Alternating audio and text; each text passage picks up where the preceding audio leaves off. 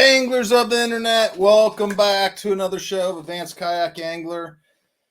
You know, the years, for me, the year's kind of stretching on. We're in fall here in Southwest Ohio, and it has me thinking about fishing schooling baits. You know, like the A-rig seems to come into more play in the fall and early winter here in Southwest Ohio and Kentucky and maybe Tennessee as well. I'm not a huge A-rig guy. I need to learn a lot, and I have a great show tonight. If you are like me and want to learn about the A-rig, I have some great guests for you tonight. Let me bring them on. We have Craig Miller, Chuck Wise, Ryan Hall, and Mark Edwards. How you guys doing tonight? Doing great. Good. So, I mean, I assume you guys were listening to the beginning of this and me talking about how I feel like the A-rig is a little bit more of a fall bait or a fall lure that you would use in an early winter lure. What do you guys think about that, man? Like, I mean, actually, I'm sorry. Craig, why don't you introduce yourself first, and I'll have you guys introduce yourself. Give us your backgrounds a little bit, and then we'll start talking about the A-rig. I'm just really excited about this bait and to learn a lot tonight. I'm Craig Miller from Las Vegas. Not very well known. I had the pleasure of being D. Thomas's backseater for over a decade. I actually presided over his celebration of life. So I've won a lot of tournaments, but unless you're on the West Coast, you probably never heard of me. And I'm excited to be here. I've been part of the Picasso team for quite a while, and they excel in this area, so I'm excited to talk about it. Honestly, Picasso is one of the reasons I actually even throw an A-rig at all. It's the only one I've caught a fish on, believe it or not. Chuck, how about you, man? I'm Chuck, and I'm from Alabama, and just pretty much a local angler. And I usually do one or two national events a year, but I pretty much stay in Alabama, Tennessee, Georgia, that area. The word on the street, though, is that you're the A-rig guy. I do like throwing it, and I can't catch them on it. Mark? I'm Mark Edwards. I'm from Southern West Virginia, and I pretty much travel, fish the whole Bassmaster Kayak series the last few years, and I like the A-rig. I mean, so I've been around since it's, when it first come out and stuff, and I actually used to make some and sell them a little bit back in the day. Nice, man. Nice. A lot of people know who you are because you're on the national kayak scene. We've had you on here before. So people kind of know who you are. Ryan, man, how about you? Yeah, I'm Ryan Hall. I'm from basically Sacramento, California. I'm about an hour north of Sacramento, so I'm kind of towards the mountains. But fish the Delta and Clear Lake a lot. This last year, I was fishing the Bass Angler Magazine Pro-Ams, and then next year, going to the Bass Angler Magazine Super 60. So that's it about me. Spend most of my time on the California Delta, Clear Lake, and all of our other surrounding bodies of water. Awesome, man. Awesome. Any sea lions out there in the Delta? Yeah, oh man, like you wouldn't imagine. Oh, that's bad. Love it, man. And you know, we got a nice spread of people from across the country. We got East Coast and West Coast kind of set up here. And to get back to my original like kind of question in the intro was like, you know, I feel like it's kind of a fall, early winter bait is when I feel like it's, at least for me, and I have very limited experience with it. Honestly, I don't fish it a lot. I do fish it, but just not. It's not what I have confidence in. You know what I mean? It's not the first thing I'm going to grab. What do you guys think? Is it a fall and early winter bait, or is it an all year bait, or when do you throw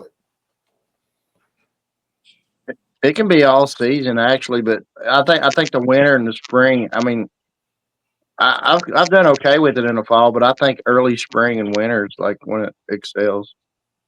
From my experience, anyway. I always look for when, because right now all the shad are being schooled up in these big giant balls now. Right now, where I live, right, they're all just hanging out. I like it right when the water temperature drops and they start breaking up into those smaller little schools. I feel like the A rig comes into play. And I'll be honest, I fish it more for stripers and hybrids than I do black bass. So my experience with it's a little different. I'm fishing it a little differently. What about out west? What do you guys think, man? Craig, Ryan, you guys want to chime in? I'll jump in. Yeah, go for it, Craig. Yeah. Desert is 12 months a year. The U.S. Open has been on Lake Mojave the last couple of years because of the low water on Lake Mead, and Laughlin is very supportive of tournaments, and so the U.S. Open has been on Mojave, and nobody's won it. But the tournament's in September; it's hot, and nobody's won it then or early October.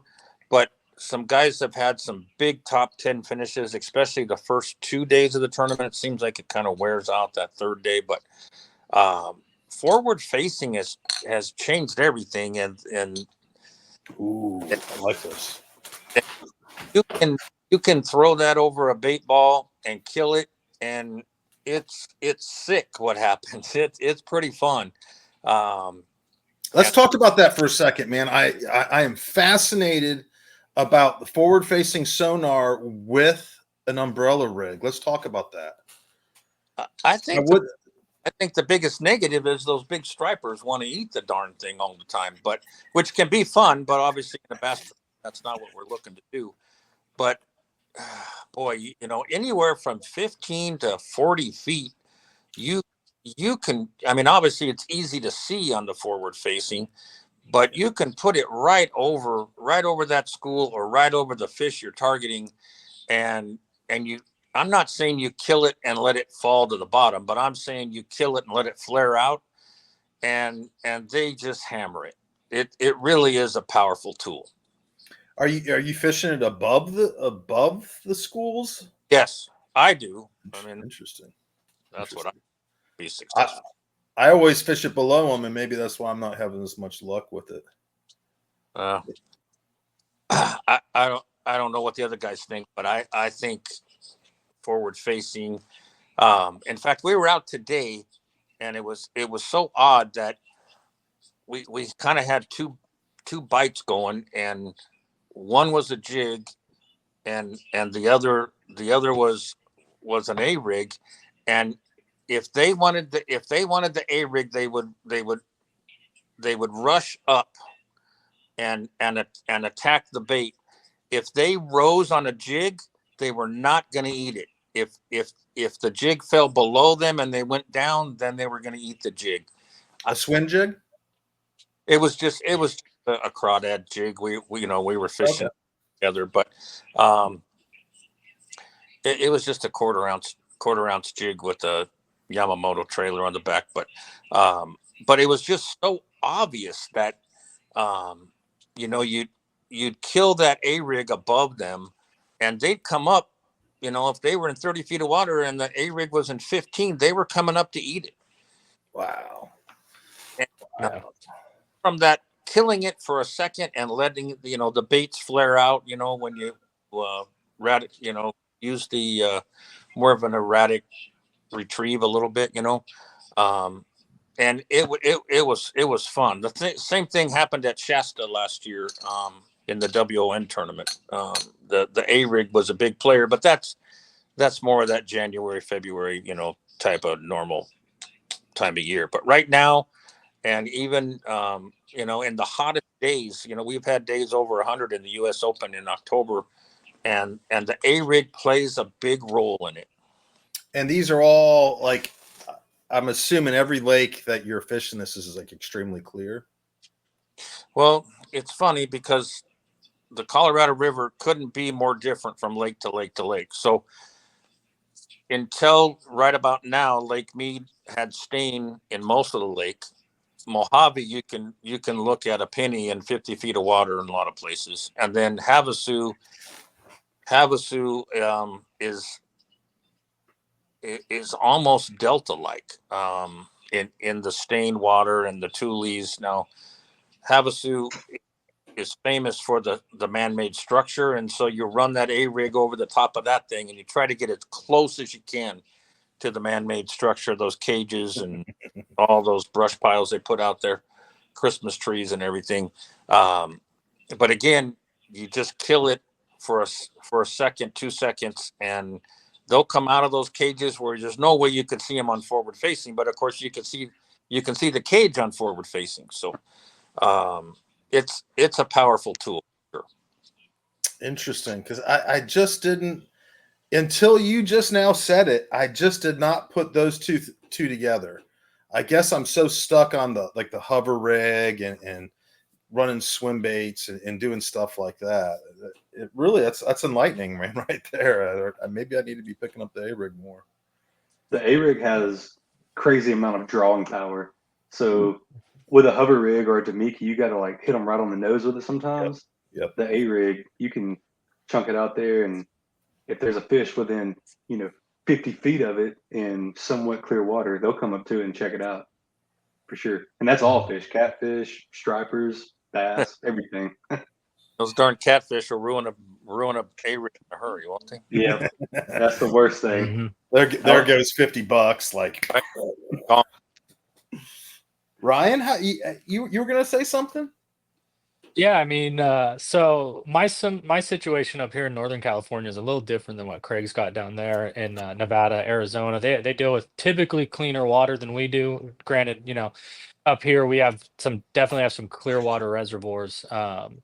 But for me, just because my style of fishing, I like it in the fall. This time of year, it's starting to get going here. But for me, the colder it gets really good when the water's cold and then up, leading up to the spawn. But all the lakes that I have close to me or that we travel to for BAM, they're all slightly different. Like where Clear Lake, especially early in the year, can get a stain to it, where you're seeing, 18 inches, a foot of visibility, sometimes even less than that, depending on how much rain we have. So, how you fish the A rig is different there than we would at Shasta and Oroville or even Lake Berryessa, which is out here in Napa, a little close to the Bay Area. Um, but just because usually when the water's warm, I'm a puncher. I'm a Delta boy. So I'm going out and I'm with an 8 foot rod and braid. But when the water gets this temperature, I really like throwing the A rig just because it helps me cover so much more water. And like it was mentioned earlier, with the combination of forward facing sonar and the clean water that we deal with here, especially in the fall. The drawing power allows you to see way more fish. Even if you're not catching them, it gives you an idea of what's there. You kind of look for them. Like I had a pro-am on Oroville earlier this year, where I couldn't see, they were so glued to the bottom, I couldn't see them on 2D. I couldn't see them on my down imaging or my side imaging or forward facing. The only way I could see them was if I sunk a A-rig down to about 20, 30 feet and wound it, 10 to 15 feet over their head, and I could see schools of 15 to 20 fish come and lift at it. I And have so to that pause was, you for a second. yeah. This is a juice moment. If you are listening, Ryan just exposed a lot of juice. Sorry, Ryan. I just wanted to make Oh, sure. no, I wanted to make sure everyone gets the point of, like, I think that bit of information right there is that the fish is there, even if it didn't strike it. yeah. The fish is there, and now either you're using the A rig or something else, but the fish are there. Sorry, Yeah. I felt like that was so important that we needed to put some emphasis on it. No, yeah, definitely. Ron, Yeah. you're not allowed to talk anymore. I'm just No, kidding. sometimes people shut up when I do that, and I'm like, I'm not trying to make you shut up. I'm just trying to let the listeners know. Like, I feel like that's like a very important thing to be aware of right there. Yeah. But no, I mean, it's so versatile, like, and I throw it a lot at Clear Lake, and those fish, just Clear Lake's all largemouth, except for like the 5 smallmouth bass that live in there. But the way we fish it there is a lot different. There are times where they'll chase it, but you look at Shasta and Oroville, where our predominant spotted bass fisheries, they'll move a lot farther. Like Craig was saying, he's winding it, 15, 20 feet over their head and they're coming up to get it. It's because they can see it from a quarter mile away. Where at Clear Lakes, a lot of times they can't really see it. And you can't fish it that high above their head because on the north end of the lake, you don't have 15 foot of water. You're working with, 12 to 2. So, but yeah, but going back to the original question, the colder water months for me, I'd say between October and late March, early April seem to be the best time for the rig for me. So, Chuck, did you tell us which seasons you like it for? You said all year, right? Yeah, year round, buddy. Yeah, Year for sure. round. So, I'm gonna try it somewhere at least once throughout the day because it just they'll commit to it when they won't commit to other things, and I've seen this in 95-degree water all the way down to 42-degree water. So yeah, I'm gonna if I see some out there, especially on forward facing sonar and even not on forward facing sonar, like if I can't see any fish but there's kind of shad in the area, I'm gonna chunk that thing out there and let it hit the bottom, and I'm gonna slow roll that thing and just grind the bottom as much as I can. And I've caught many fish like that without even before I had live scope. And yeah, So when you say you're grinding the bottom, are you like literally feeling the bottom? I am making sure that it's touching bottom the whole way. Wow. Now you can't do it around like timber and like a lot of brush and big boulders and stuff because you will get hung up. And there's nothing worse than breaking off a hair in the middle of a tournament, and you have to like rig a whole thing up. But yeah, I'll even if I don't see anything, last cast on a point, just chunk it across, grind it across across the point or down the point, and you know that's my for sure. Okay, there's no fish here. Go on. So 3 of the 4 of you are saying that it's oh, all year round. You throw it like every. You said you throw it every trip. Craig, how about you? Are you throwing it every trip? Like every time you go hit the boat, you're throwing it? There are times out west where it's just has to be real finesse. But I'm going to say it's ready to go. If you get the right conditions, if you get the right bait ball, if things change out here quickly, I'm sure they do all over the country. But they can be on a shad type bite in the morning and then switch to a crawdad type bite later in the day and then come back on the shad. So it's ready to go. I can't say I throw it every single time I go out, but it's on the deck. It's a safety blanket.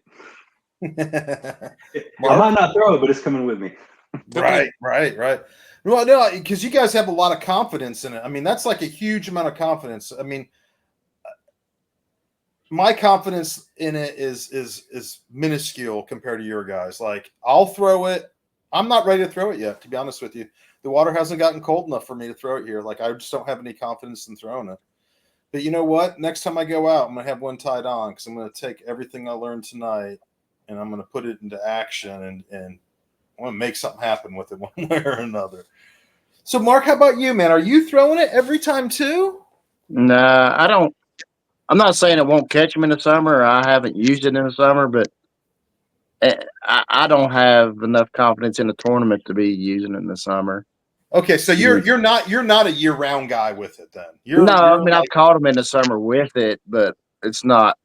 I mean, if I'm going to have it tied on, it's from now to March or April, right before they start spawning. so really it's 50-50. Yeah, You're a colder water guy yeah, for it, yeah. and you got 2 guys saying it's year round. That's interesting, man, because that's like evenly divided too. It's like one West Coast, one East Coast, one West Coast, one East Coast. That's interesting. It's not like the West Coast guys are like, yeah, year round, and we're like, oh no, we gotta wait and use it just in the wintertime. It's interesting. It's just confidence. I mean, like any other bait, really. Yeah. Like I throw a Texas rig every time I go out, no matter what, because I have confidence in it. It's one of those things. No matter what time of year it is, it's just my confidence. So we kind of just said when the right time is for everybody to throw it. So what is the right gear to throw it on? Because I feel like, go One ahead. second, Kurt. See if you guys agree with me. The best time to throw it is about winter. the worst time to throw it is probably in the summer. I don't know if maybe we can agree on that. Maybe we don't all throw it year round, but the summer is definitely the toughest. I still will catch some on it, and I'll throw it over a brush pile, and I've caught some big ones doing that. But it's definitely the toughest time to catch them, in my opinion, is in the summer. Is that what y'all think? I agree with that, and two, it's like so. I mean, it's like when it first come out, everybody was throwing like 5-inch baits on it, and now probably we could all agree we ain't talked about it, but I mean, I'm more finessey now, like throwing the smallest 2.8s on it now. Just it's still a big profile bait, but then you got them littler baits on it. It just seems to get bit more like that for me. But like this is a one I made back in the day, and I got like 4.5-inch spinnerbait blades on it. And anyhow, I got it rigged up. It's only 3 hooks, but it's actually weedless. So, like when you was talking about brush piles and stuff, I got a local lake that I'll throw this on in brush piles actually in the summer with 5-inch swim baits, the bigger baits, because it's a trophy lake, so I'm after bigger fish and it has bigger bait in there. And summertime is usually when you throw the bigger stuff because to me, there's no little shad yet, and you got more mature shad and stuff, and you kind of got to match where you're fishing at too. Yeah. Mhm. I think that's important, Yeah. is matching where you're fishing at. But it's very versatile. Like people don't think about throwing the weedless hooks on there and stuff like that. Jay Wallen is the guy who told me about doing that, and that's actually when I started catching fish on it because I wasn't losing them every time. So how about what are you guys throwing the A rig on? I mean, because you can get pretty specialized in the rod, the reel, the line. What's your guys' favorite? Craig, you want to start? I I throw mine on a 7'9" medium heavy or heavy. Medium heavy. With a lose heavy duty 300 reel. I don't know. I just try to keep it simple, but the Dobbins makes a 7'9". What is it? A 794. Yeah. That's my go-to on this. It handles anything from 1 ounce to 4 ounces, and I don't know why. Why would I want to change it? No, it works, and I think the big reel is probably more important than anything else. We all have quality gear and everything, but so I use the Lose heavy duty, and I use the 7'9" Alabama rig rod from Dobbins. Is there a specific gear ratio on that you're using? Or is it just one? Is it just I don't know that reel very well, so I'm not sure if it comes in different. Oh, it's okay. It comes in a 6.5 and a 0.2, and I usually use the 6.5. Okay. Chuck, how about you, man? Let's see, I got it right here. It's a 7'7" Phoenix Maxim and a Corrado 200 with 20-pound InvisX. All my hooks are always 1/8 ounce heads with 3/0 hooks. No dummies? For Alabama, we can use 5 hooks, so no dummies. When I go to Tennessee, I will use 2 dummies on the top, and they'll usually be smaller. Is Tennessee a 3-hook state too, obviously? Yeah, Tennessee is. I don't know about Georgia. Alabama, I think you can honestly have 15 hooks if you want. Yeah. In Alabama, you can have. There's no limit, I don't think. You can run a trot line out there for your rig. I know one guy. He will trailer like three A rigs. So What? and he said he's caught them before doing that, but it's just so much to like cast out there. You have to have like a 8-foot swim bait rod just to even have a chance to get it out there. But he does it. I've seen him do it, but I only want to lose one at a time, not 3 at a time. I couldn't imagine swimming three of them, and God, that'd be horrible. Yeah, and this is the HG, so the 7-speed reel for that. Speed reel. And, Yeah. and what was the poundage on that line again? 20-pound Invisex 20 pounds. fluorocarbon. 20 pound. Okay. Yeah, I used to do the braid, and it's okay, but for whatever reason, I just okay. You're throwing a hunk of metal out there with wires and blades and everything. So the fish, I don't think is line shy, but the sound of the braid coming through the guides, I feel like could resonate to the lure, and I think maybe they know that sound. I've I, definitely seen since I've gone to fluorocarbon, I've gotten way more bites on it. I agree Really? 100%. I've had the same results. I, Wow. I switched from braid to fluoro and I got way more bites. I mean, you're kind of blowing my mind here right now because it's the A rig, and I like you said, there's these wires, and like I throw the Sweet 16 that has blades on it. There's a lot going on, and you guys are saying that fluoro is getting you more bites. Wow, man! I just. But now, Mark, do you think it's a sound thing too, Yeah, or I agree 100%. It's the same. I mean, in my opinion, I think it's yeah, a yeah, sound because, yeah, like you're saying, it's a big old clump of metal and blades and yeah. then yeah, the line you wouldn't think, but I really think on moving baits. I mean, I'm not a fan of it braided line on moving baits. Interesting, interesting. Ryan, man, how about you? What do you throw it on?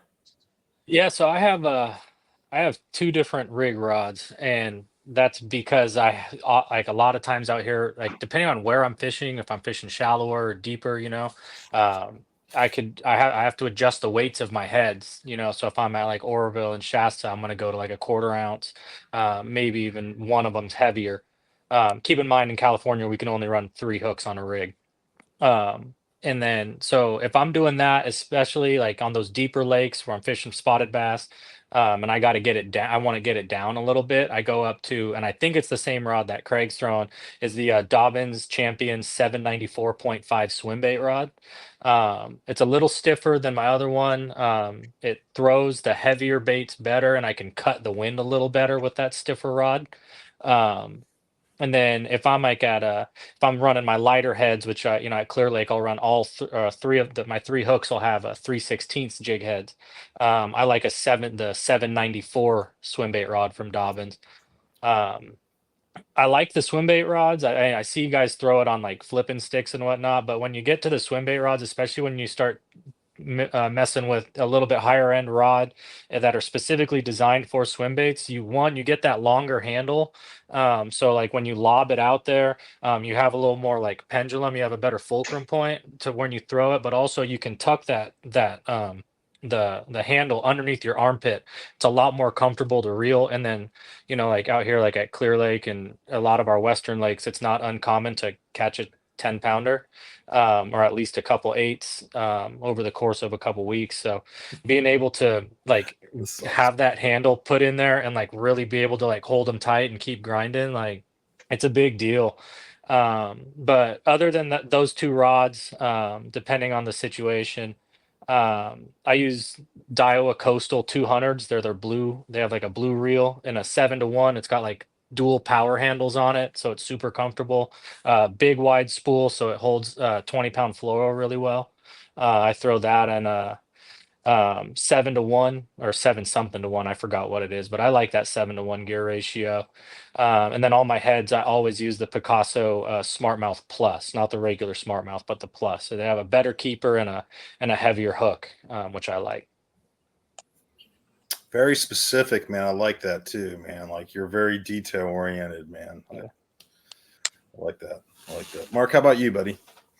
Yeah, so 2 weeks ago I was down in Hartwell and it was a boat tournament and I was a co-angler, right? So I had to minimize my gear and all that stuff. So I only took one A rig with me, which I regret. But so I rigged it up on my flipping stick and that's what I've been mainly throwing it on the last few years.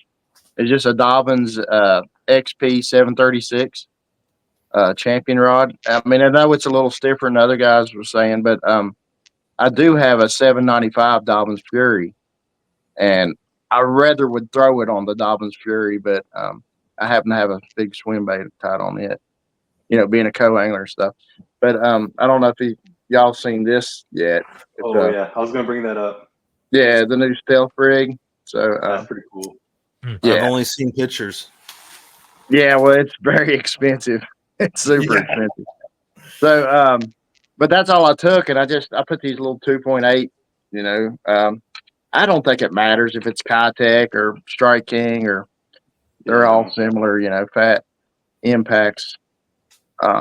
But I never caught a fish on it. And actually, the conditions was absolutely perfect. I mean, it was windy, fall. I don't know. I threw the fire out of it and never got bit. But Man, especially at Hartwell, you think some of those spots would come up after it. yeah, and then I got a new Shimano Tranex three. I think it's a 300. And man, it is a super great reel. I got an old Corrado 300, and it's a good reel. And I recommend a 6 ratio reel, 6 to whatever it is, your ratio. So you're a little slower than these other guys. These other guys are around 7. You're on about the 6 speed. I'm a little slower about everything, I believe. But I do think you got to reel it. I really do think it needs to be slower reeled. But like the Craig was talking about, if you're using forward facing, you always want your bait above the fish most of the time when you're presenting it to them. You don't want your line to come through the fish, and scare them. Yeah, yeah. So now we've gone over when to throw it, what we throw it on. Let's talk about the baits, like the actual baits that you guys are using. And Mark, you kind of led into it that you're putting smaller baits on. I'm kind of with you. I threw a little bit bigger than you, but they're still just like 3-inch baits. They're super small. A lot of times I throw on there, and sometimes I do grubs on there too, so I can just barely have that thing moving, and I'll get a lot of action out of the grubs on there. But honestly, I'm not throwing this in a tournament for black bass again. This is like my Ohio River rig that I'm throwing over brush piles or next to transitions, and I'll troll that type of stuff. What kind of baits do you guys use, man? Craig, you want to start? So I'm all over the map. I can be at the 2.8, the 3.3, especially when I go to Northern California in the Highland Reservoir, the spot type lakes, Folsom, Shasta, that kind of thing. But you put a gizzard shad in that lake, and I'm going bigger. Especially if I have a trail bait, with three baits. I want it more of that 4.8, even a 6-inch bait. If if the forage for the bigger fish is a gizzard shad, I'm gonna start trying to emulate that. So I'm all over the map. If I'm at Shasta, I'm probably throwing, the white 2.8s or 3.3s, and if I'm at Clear Lake and they have a hitch, I'm gonna have one of the two rods will probably have a bigger bait on it. So I'm all over the map. It's probably not a lot of direction, but I think the forage is so important. I think honestly, I think you gave away a lot of really good advice, man. It sounds like you're tuning it to what you're finding at each individual lake. Is it a smaller bait fish there, or are they bigger bait fish there? And it sounds like you're just dialing it in for what's around, man. That's really good advice, because I mean, I have heard people, and not talking about A-rigs, but they're just like, I just throw big, or I just throw small, or they're just like one size. But this is why you're so successful at it, man. Well, you're dialing it in. In our Northern California guy, because when I go to, when I go to Clear Lake, if you're throwing a 6-inch swim bait, it's like you're drop shotting out there, So, Yeah. 6-inch baits drop shot, man. That's awesome. So I'm interested to understand how they fish it there if they're targeting the the bigger bait eaters or they stay small. I'm really interested in that. So Chuck, how about you, man? What's your favorite baits? This is for over here. It's very lake dependent for me. So like if you go to Gunnersville, you'll probably start with like a 3.8 or a 4 inch. If you go to Lake Martin, you might start with a 2.8. It really just depends on how big the bait fish is. Just like Craig was saying. So you have to know your lake kind of going into it. But if I don't know anything about a lake, I'm always going to start with a 3.3 or like a 3.5 inch swim bait. And if I'm not getting a lot of bites, I'll just either tie on a finessier rig, like Mark was saying, or I'll put on like a bigger 5 inch swim bait in the middle or something. So that's kind of how I go about it. If you start with something, you can always like make a change either way, and then you're not just like, oh, I'm gonna throw 5 inch ones here, and and then maybe they wanted something smaller. So if you always start with the same thing, then I guess you can technically change less. I don't know. That's just my thought process. No, that's good, man. Honestly, I think that's real good. You start with like the 3 inch, which I feel like is like the go-to swim bait size. Like, yeah, and what I'm using is just a paddle tail swim bait. Mark referred to it as a Kayak, but any kind of local guy makes a swim bait. Strike King makes a swim bait. Like any swim bait will really work. Now the Kayak does tend to work better for me in the winter, like when the water's a little colder, because there's definitely a lot more action. But then if it's in the if it's in the water's a little bit warmer, just whatever for me. Ryan? Oh, I go through.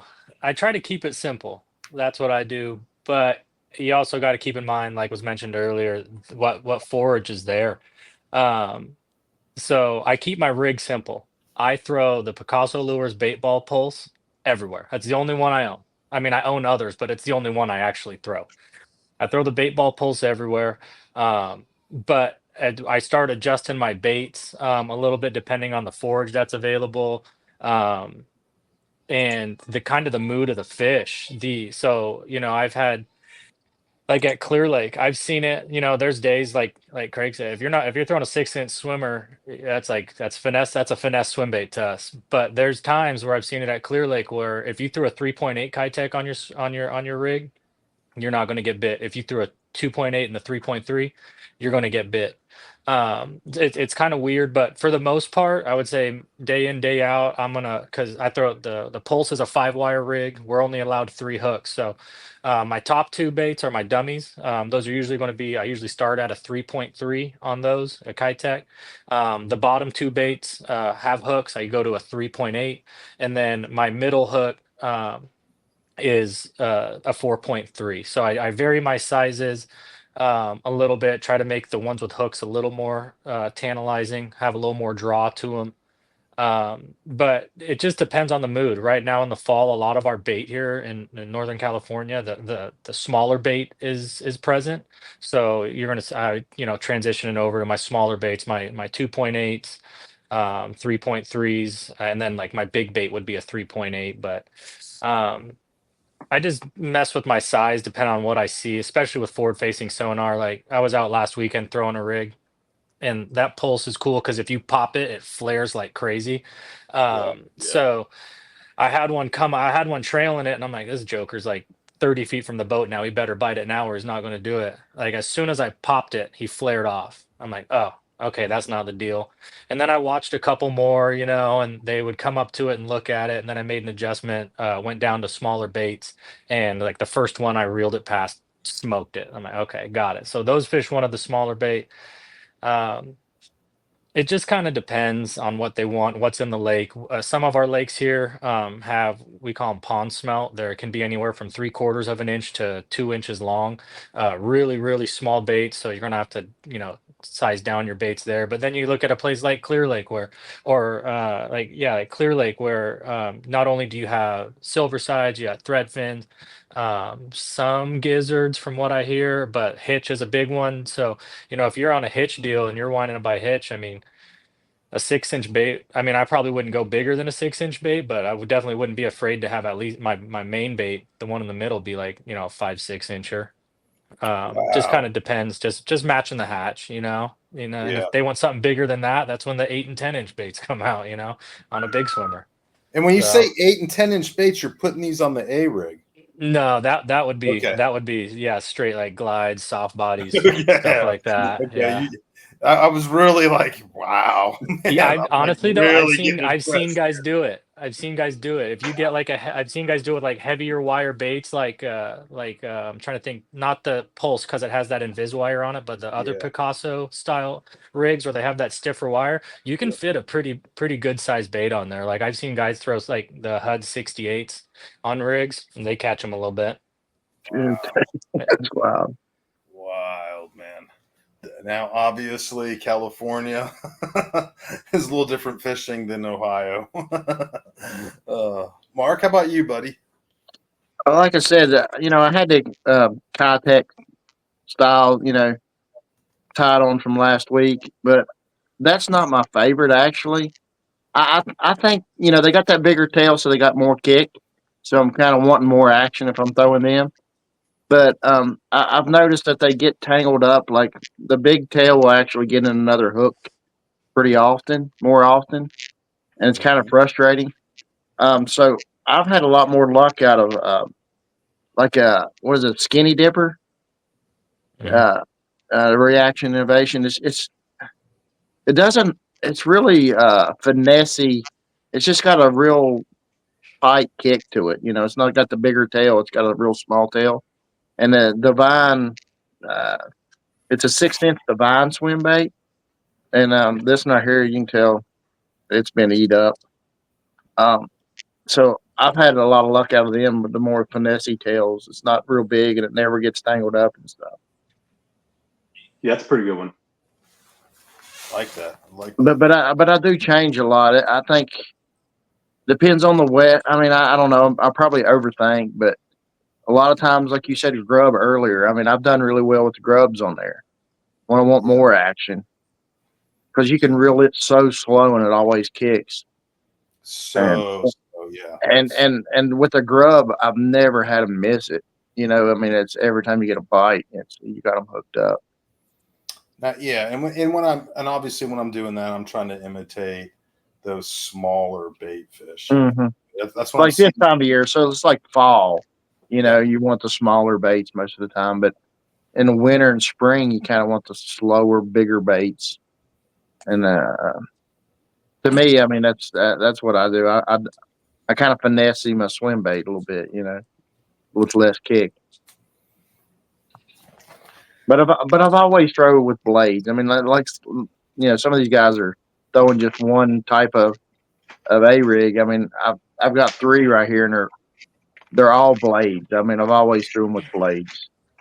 Yeah, I'm To the same me, way. it helps me in my mind. I think it's better, but I know at Yeah, times it probably doesn't help.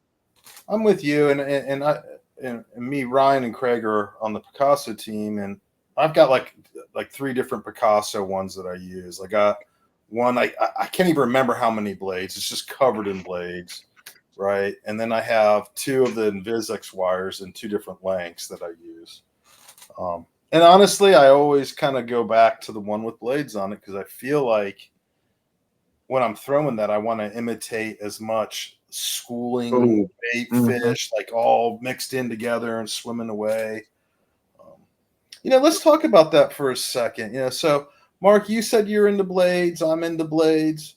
Craig, how about you, man? I'm just curious, like what and what the thought process is on that. When to use them and when not to use them. I'm 50. I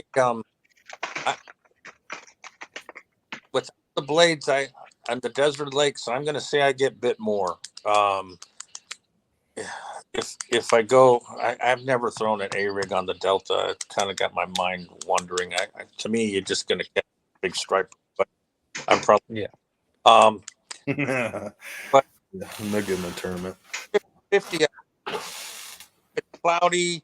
Times too much flat, just bad, and like we're throwing spinner baits and buzz baits. A lot of times the silver it just is not the right deal. So we use a lot of gold blades and black on black, So Wow. say I'm 50-50. Black on black. Yeah. The blade color? So Mhm. you have to doctor it up, right? But if it's just like okay, so we talked about the special juice stuff, but Alert, everyone! Alert! Right here, some more so special juice. I'm gonna tell you that what's changed my fishing the most with the A rig is putting an undressed shock blade on the back.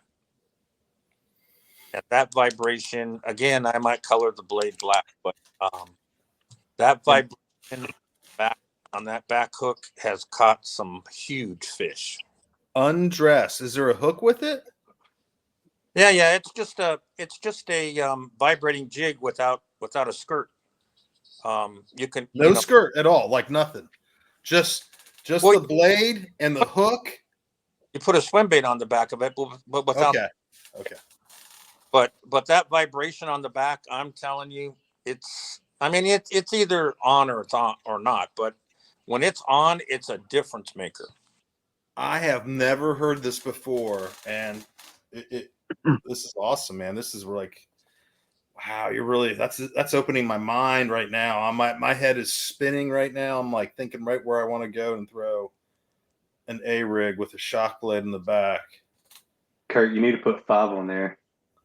Every screw in your reel will back out. Oh man, I mean, I know where some big giant hybrids are, and they're in these trees, and they're in like 25 feet of water, and they're right in this little pocket in the river where it's just a little bit calmer, right? So they don't have to work real hard when they sit in these trees at all.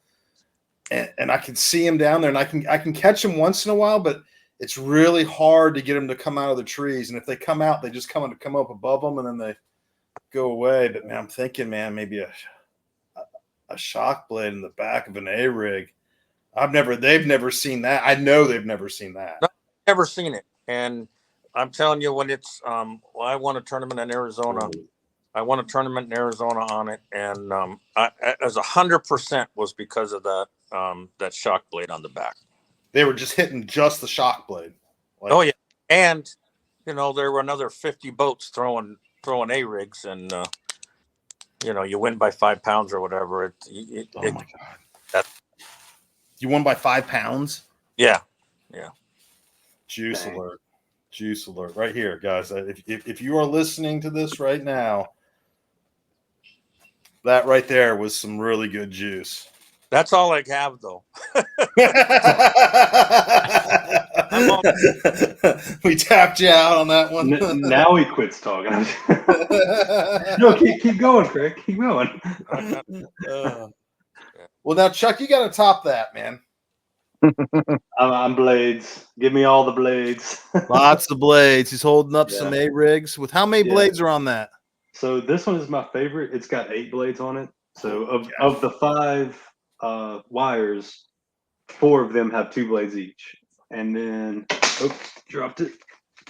This one right here is my second favorite. Mark, you'll like this one.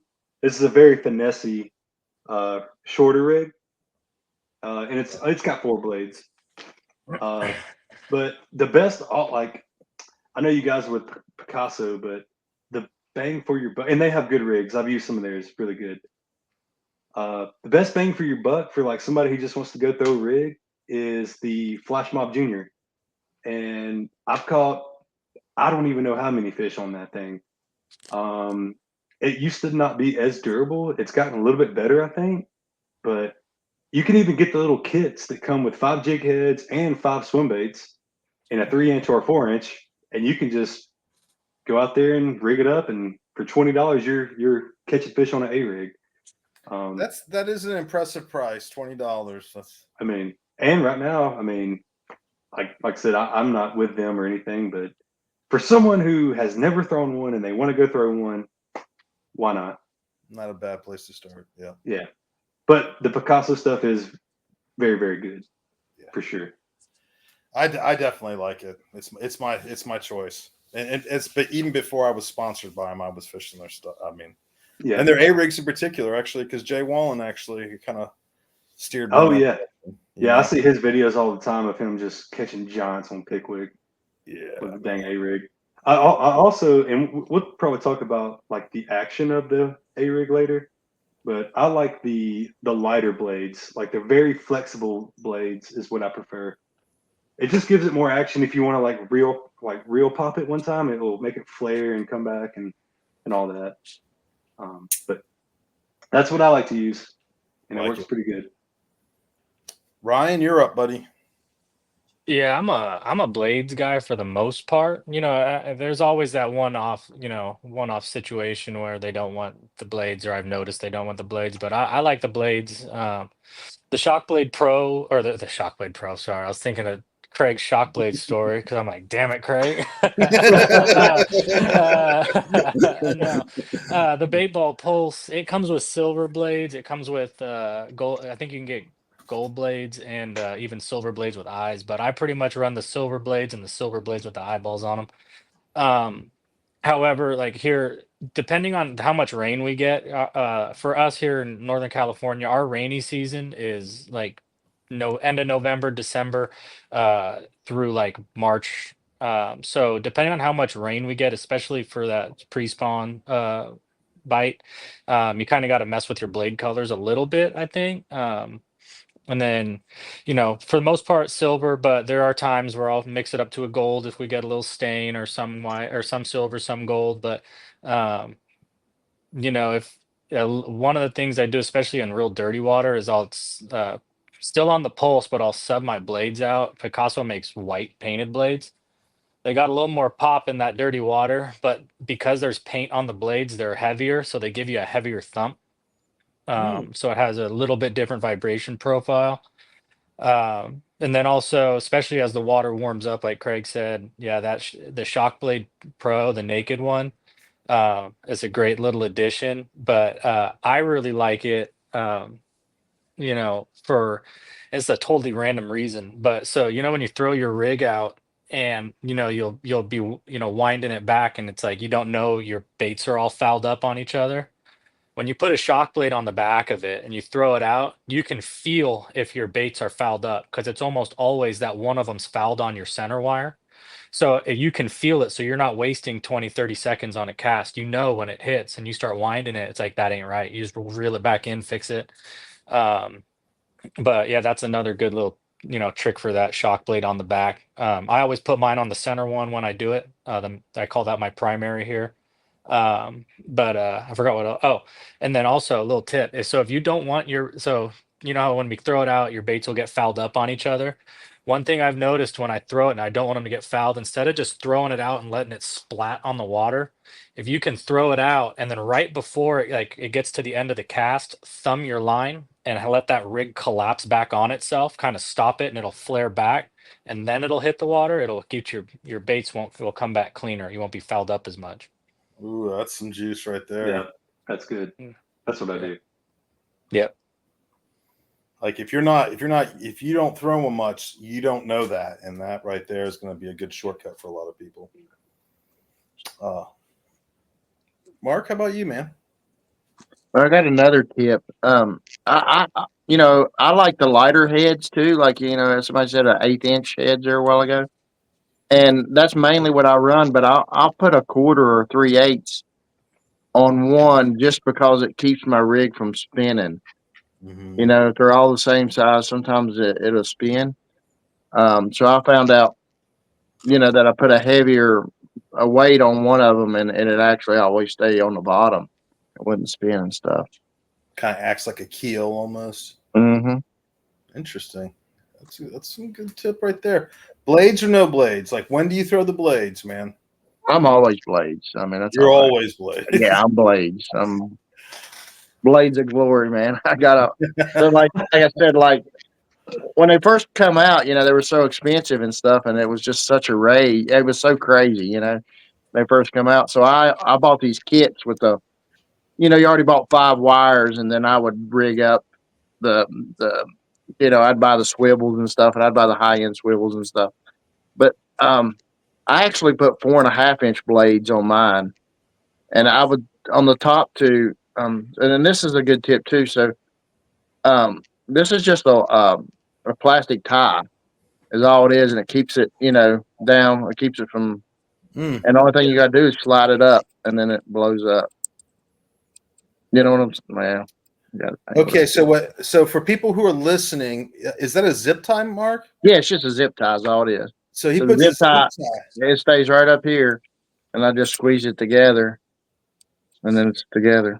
So he's putting a zip tie around all the wires, and he slides it up towards the head. It opens up, and Yeah, he slides it towards the line base, it up to the head, and and it's it all holds open. it closed. Man, that's killer, man. Wow, because Yeah, that's the but worst thing for me on the kayak because I got limited space. Like us kayakers know this. Motorboat guys, you guys have all the room in the world compared to us. It's storage of the A rigs is so hard because they have such every square inch matters, man. And that's like I'm a gearaholic. I admit it, man. I have to bring 100 different baits every time I do a tournament, even though I'm only going to use 2, right? But I have to yeah. have 100 on there. So Craig was mentioning earlier, where he said, if it had gizzard shad in a lake, he'd use bigger baits and stuff. So the lake I was talking about, it's dirty water, which people stay away from an A rig because of dirty water. But this place has got tons of shad in it, and there's great big shad. And so I mean, they mainly key on shad. That's their main forage, and so that's why I went with these bigger blades. And then there was a lot of standing timber and stuff, so I put them weedless where I can throw them anywhere, any lay down or whatever. And then I'll use like 5 inch baits, because I want to be seen, in the dirty water, which ain't even a foot visibility really. But with these 4.5 inch, and I only got 1/8 inch weights on these right here. But so I can throw this in 2 foot of water too, and it's really like right where you throw a spinnerbait or something. What are you using to make them weedless? Oh, weedless, just swim bait hook, weedless swim bait hooks. EWG hooks, right? Yeah, just EWG with the weight on the bottom. You just rig them up. Okay.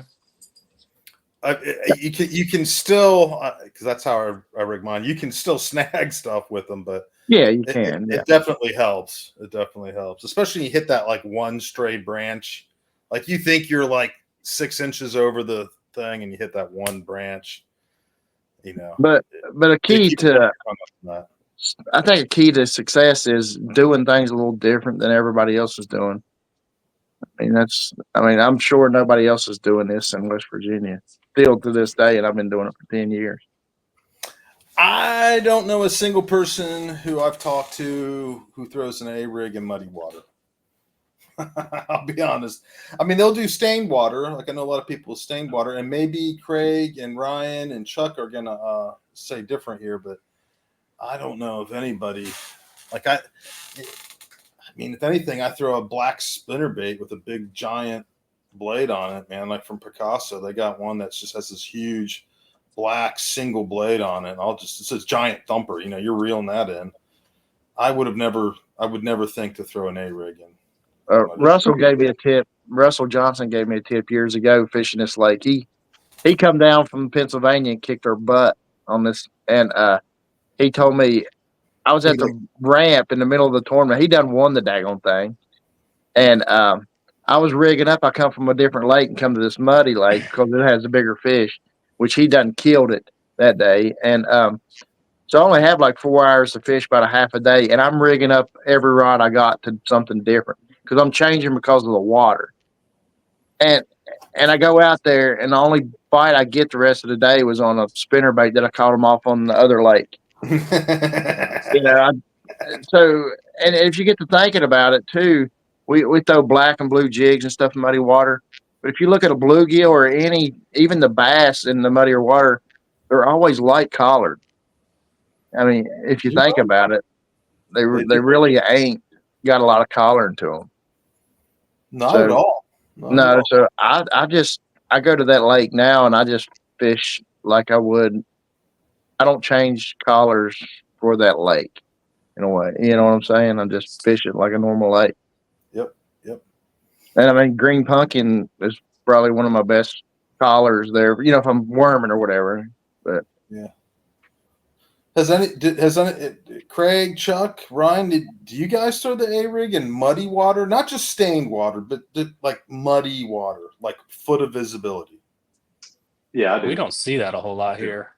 I mean, Yeah. we do, but I No. hate you. I mean, we have our water's a lot cleaner than a foot of visibility. If we get a foot of visibility, that means you're on the Delta in January, February, March, following a good rain year or a couple big storms. You're on Clear Lake on the north end about that same time, or that same time of year, you're on like one of our big reservoirs, and you're way, way up a river, dodging floating lumber that's coming down the rivers. So we don't see it a whole lot. There is situations, but for the most part, for me, those times of year, I spend a lot of time on the Delta and Clear Lake.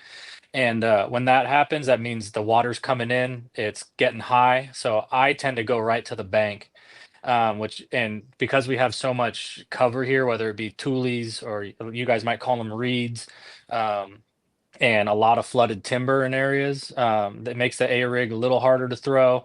You start going to flipping, you start winding bigger, spinner baits. But on the lakes, we do get like the reservoirs.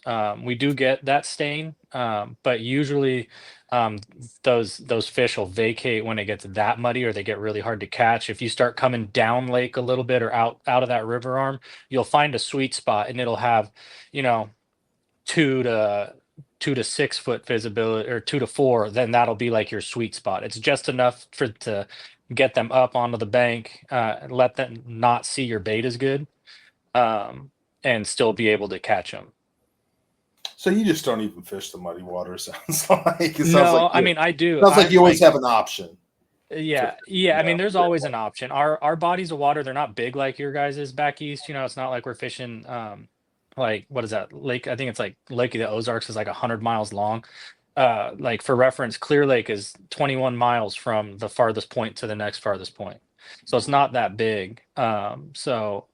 We do have options because we don't have a ton of water sources on like Clear Lake. There are creeks, but it usually the water cleans up when you get past the narrows. And then our reservoirs are big enough to where when the muddy water does come in, if you wanted to find clean water, all you'd have to do is go to the dam. The only major lake that's an exception to that is Folsom Lake. That's because it's got two main river arms coming in, and it's not a very big lake. Like you could run from the top of one end of the lake all the way around to the other end of the lake in 15 minutes, and it's basically shaped like it's shaped kind of like Lake Fork, Mm, but it only takes about 15 minutes to get there from end to end. a little bit smaller. Yeah, yeah. So Chuck, you were saying you throw them in muddy water? Yeah, I will. To me, it puts off a lot of vibration. So if you can draw a fish out of 30 foot of water in clear water, then you can probably draw a fish out of 5 foot of water in muddy water with it. That's kind of how I think about it. But yeah, if I'm kind of on the same as Ryan, I'm going to look for that stain to clear water. But if it's not to be found, then you know you still got to go out and fish, especially if it's on a tournament, right? And yeah, I've caught it in. I've definitely caught them in muddy water. So throwing the same exact thing, uh, same A rigs I have right here. You might just have to get a little bit closer to them. If you do see them out there on bait, you might have to drop it a little closer to their head, like almost hit them with it. Or if they're on bottom, if you were fishing 10, 15 foot of water, you might want to slide up to 8, 7, 5 foot of water. Yeah, that's kind of how I look at it. That's Fishing muddy water. Really? What's that? That's some juice right there. I mean, just No. breaking it down for people on when to fish, what depth of water. That's some good juice right there. I like that. Well, guys, Yeah, go ahead. if you just kind of multiply your vision by about 3, so like if you can see 3 foot of water, that fish can probably see 9 to 15 foot of water. That's kind of how I look at it. So if you could see 6 inches, that fish can probably see 1.5 feet. That's a good way to think about that. I like that, Man, I'm gonna have to remember that. They can see about 3 times as far. I like that. Well, guys, we've run up about an hour. Is there anything we're missing that you want to talk about that I didn't bring up or we didn't cover? I will shout these guys out right here. These rod socks. I know, Mark, you showed a cool thing with the zip tie. But if you have it on your boat, I don't know if any of you guys have seen this. It's a G sock, and it's like Yeah. a plastic tube that slides over your rig, and it's just Oh, a I regular like rod sock the rest of the way. So, made in USA, can't beat that, and it's actually made here in Alabama. So, you guys check those Gotta out. like that. Yeah, you gotta like that. Yeah. That's awesome. Well, Yeah, but, guys, go ahead. go ahead. No, go ahead, Chuck. No, I was gonna say, yeah, but like having it in your boat or wherever in your truck for us kayak guys, you can't beat it. Yeah, ready to go. Just pull the sock off, the bait flares out. Yeah. I have mine like in zip. I don't even want to go over. Like it. If I have to take one out, it takes me a while to like bust a fresh one out because I got. That's all right. Yeah, I keep them in bags too. That's fine. Yeah, exactly. I got them like in multiple. It's like. I do want to say one thing. I don't know if this was when we were on the show or it was right before we jumped on, but we completely glazed over when Craig said he was the backseater for D. Thomas. He I don't know did. if that's a big deal for you guys, but I'm a Delta boy. That touched my heart a little bit, man. That's a big deal. So That's Man, I was in the boat when punching started, oh, and talk about. I mean, people were following us around. We would only punch in a tournament probably 60 to 90 minutes a day, and poor Bobby Barrick, he was beside himself. I mean, we won everything for years. And actually, I got to give credit. Pat Donahoe and D. Thomas came up with the idea together in Big Break Marina, but we were punching hyacinth, and those fish had never seen a lure ever. Can you I can imagine? only- Like, man, that's amazing, dude. I can only imagine what it was like to be pitching and punching to fish that never seen it before. I mean, Well, and you got to remember, none of that gear existed. So, I mean, if you think about what D. Thomas is responsible for in his life, it's kind of crazy, everything to do with flipping and then punching as well. But all we had was 100-pound spider wire, and Nichols made us some jigs, and we would set the hook, and then he'd just take off with the trolling motor to drag him out of there.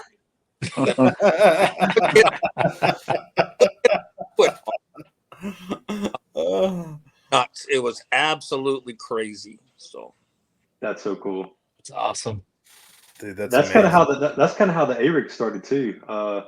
Adam Poss or Yeah. Post, he made it. He's from Alabama. That's we've been saying A-rig, but it's an Alabama rig or an umbrella rig, and it's an Alabama rig because it was made in Alabama. So Paul Elias blew it out of the water on Gunnersville at an FLW tournament in 2011, and thanks to him, we have these right here. So yeah. And Adam Post. I think that's how you say it. But That's one of the neat things about our industry is that people are just they spend so much time thinking about coming up with new things, and the A rig being developed, the punching. I mean, think about how revolutionary that is to the sport. I mean, you can look at his. I'm Texas rigged and flipping and not necessarily punching, but I'm doing that's like 98% what I do. Yeah, he said he made this because he saw tuna chasing bait fish, like basically Tuna? it's used for ocean. Yeah, that's what he says in his story. But yeah, I had not heard that. It's essentially used for like trolling in the oceans, maybe. And yeah, it's pretty cool. Yeah, I can see that. Well, guys, I'm going to give you a chance to thank your sponsors and your family or whoever you want to thank. We've been starting with Craig all night. Craig, why don't we start with you, man? Well, I gotta thank my wife. We all have someone that puts up with us taking off and having tackles show up all the time, and so I need to thank my wife Kelly, and then obviously Picasso Lures, Strike King baits, Lose reels, Lose rods, Dobbins rods. Just really blessed to really have good sponsors. And, we'll put a little plug out there. Strike King makes a good line, and it fluorocarbon, and I don't think very many people know about it. But you know, if you're looking for something that is a little more affordable, they do make a great fluorocarbon. So I like that. I like that. Chuck, how about you, man? Kurt, I gotta thank you for having me on and keeping, or I don't want to say anything yet, but keeping it going. You know what I mean. And because it's a good show, I like it a lot, and I got a huge shout out from my wife. We all have people that support us, man. Family is first, and and we got to thank God too. Without him, we would have none of this, and yeah, That's a fact. that's all I got. I appreciate it. Chuck, man, thanks for coming on again. You've been on before, and you're always such a great guest, man. I really appreciate you. I love it every time. Ryan, how about you, man? Yeah, thank you for having me. It's actually a super cool show. Love doing it. I've done these podcasts and radio shows a handful of times now. This one was definitely a fun one. So thank you, and thank you all guys for joining. As far as sponsors go, big thank you. I know it's nothing out there on the back east, but I work with a local tire company, PK Tire Pros, Loyalty Pond, Bioenno lithium batteries is what I run in my boat. RB Bass, they're a free online like fishing and hunting and outdoors resource page. I'm sure I'm missing. Oh, Picasso. Duh. We just talked about their rigs for a long time, and Gamakatsu. If it's not Picasso, there's a Gamakatsu hook on that bait. So yeah, thank you to all them and whoever else I just forgot. Mark, how about you, buddy? I'd like to thank my Lord and Savior first, and thank you for having me on too, Kurt. And my sponsors is Fishing Online, Dakota Lithium Batteries, and Native Watercraft. I like it. Guys, I can't thank you all enough for coming on. And I really appreciate my Picasso teammates for coming on and bringing like a different perspective to the show, because you're the West Coast guys that stepped up for the show. So I really appreciate you guys. And thank you to everyone who's listening. And if you guys like the podcast, please share it with a friend. And if you don't, complain to me, I guess, and I'll listen to you complain to me, and we'll go from there. Well, good night, everybody. Thanks for listening. thank you again.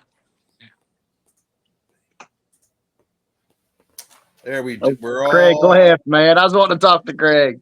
It is 5:45 here on our time. I guarantee